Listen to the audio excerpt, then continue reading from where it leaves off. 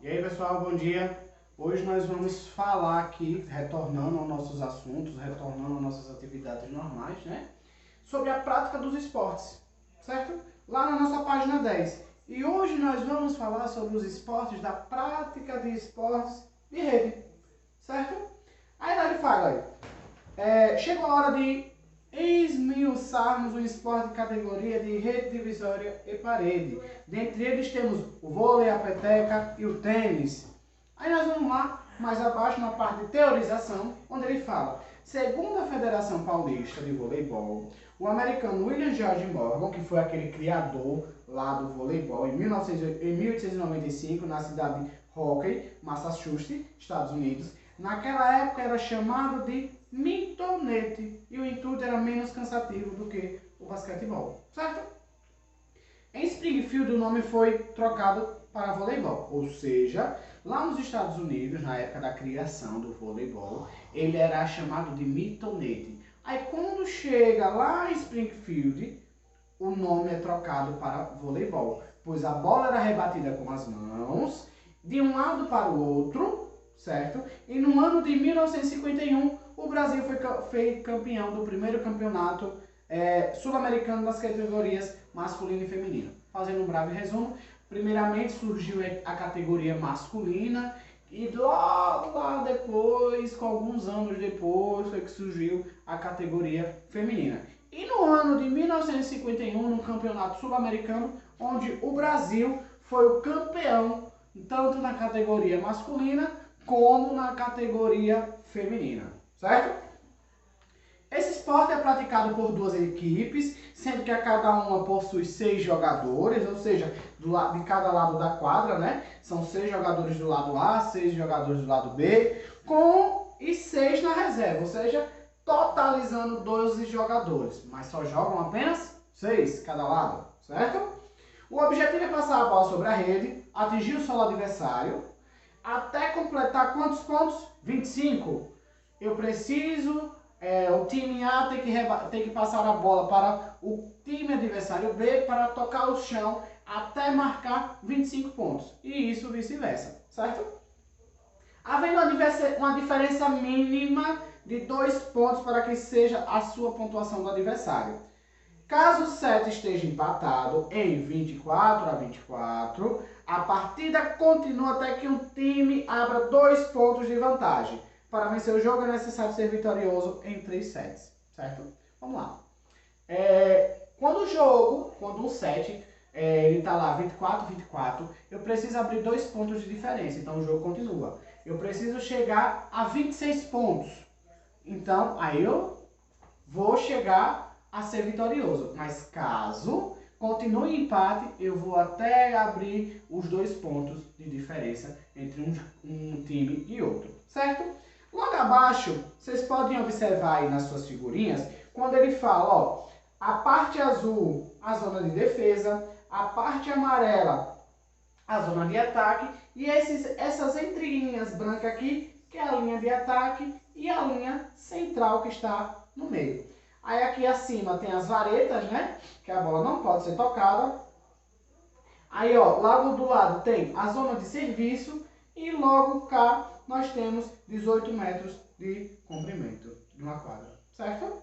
Aí passando, nós vamos lá ver também, ó, os 6 jogadores de cada time deverão ser posicionados conforme a imagem, ou seja, 1, 6, 5, 4, 3, 2, certo? E não 1, 2, 3, 4, 5 e 6, certo? Nós vamos de 1, 6, 5, 4, 3 e 2, certo?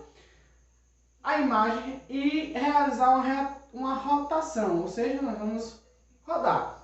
Isso significa que estamos fazendo rodízio de posições, certo? Caso a rotação não aconteça durante o saque, a equipe comete uma falta. Ou seja, a cada saque, a cada momento que eu passar a bola para o outro lado, no saque, eu preciso fazer uma rotação ou um rodízio, senão eu estarei cometendo uma falta. E isso é ponto para o adversário.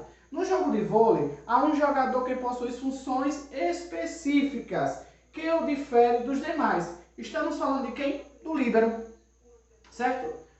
O líbero realiza uma pesquisa sobre esta posição, ou seja, nós já temos aí uma pequena atividade, uma pequena pesquisa para vocês entenderem quem é o líbero. Vocês vão lá pesquisar sobre qual a função do líbero e me dizem lá no portal, certo? Aí a prática dos esportes agora de parede de rebote, certo? Conforme vimos nas primeiras páginas da nossa apostila, o raquetebol é um esporte de parede de rebote. Ele foi criado no ano de 1968 por um tenista profissional, mas chegou ao Brasil em 1985. Ou seja, ele foi criado em 1968 por um tenista profissional, mas ele só chega no Brasil no ano de 1985. Certo, pessoal? Os jogadores ficam frente a uma parede com uma raquete amarrada ao pulso para que ela não se solte, certo? Nesse jogo, a bola não pode tocar o chão 2 vezes sem que você arrebate. Ou seja, tocou uma vez no solo, eu já tenho que rebater para a parede, certo? É permitido jogar individualmente ou em duplas e a equipe que completar 2 sets de 15 pontos, cada vence. Ou seja, eu tenho ele esporte individual e tem ele, dessa forma, esporte em dupla. Temos que fazer 15 pontos para ser vitorioso do set, certo? E como você vence? Fazendo 2 sets de 15 pontos, certo? Tanto no individual como por equipe. Esse é um esporte de agilidade e concentração, pois a partida é intensa e necessita que o jogador esteja sempre atento à trajetória. Como falamos, a bola ela não pode estar tocar 2 vezes ao solo para que eu arrebate. Então, tocou uma vez, eu tenho que rebater. E aí vai para que não possa fazer isso, para que isso seja ponto para nós. Então eu preciso da agilidade, eu preciso da concentração para imaginar aonde a bola está vindo, certo? Aí, ó, em um campo de 150 metros de diâmetro, 11 jogadores tentam derrubar as casas protegidas, certo? Aí passando a página, lá para a página 12, as principais jogadas acontecem no pitch. Veja seu tamanho, ó. Vamos lá. O pitch, né, que é o campo de jogo, o limite de barreira, certo? E aí nós temos lá, 4 pés, 1.2. Nós temos o árbitro, que ele fica aqui, ó, no 8 pés, 8 e 8 por, né? A linha de retorno, a linha de arremesso, certo? Aí nós temos 22 jardas de um ponto a outro, certo? Aí nós temos lá no final o tomador de baliza e nós temos cá também o rebatedor. Vamos lá, as especificações do pitch, né? Um time começa arremessando e o outro defendendo. A equipe vai arremessar, posiciona seu time da seguinte forma. Um arremessador, que tem direto a 6 arremessos, um over, né? E um receptor, 9 defensores, certo? Então nós temos três formas de entender o jogo de pitch. Como é? Um arremessador, que tem direito a 6 arremessos, e um over, e um receptor de 9 defensores. Bem, pessoal, isso é o nosso conteúdo de hoje sobre os esportes de rede e rebote de parede. Qualquer dúvida que vocês tiverem, eu estarei lá no portal aguardando vocês, certo? Lembrem da nossa pesquisazinha que está ficando aí.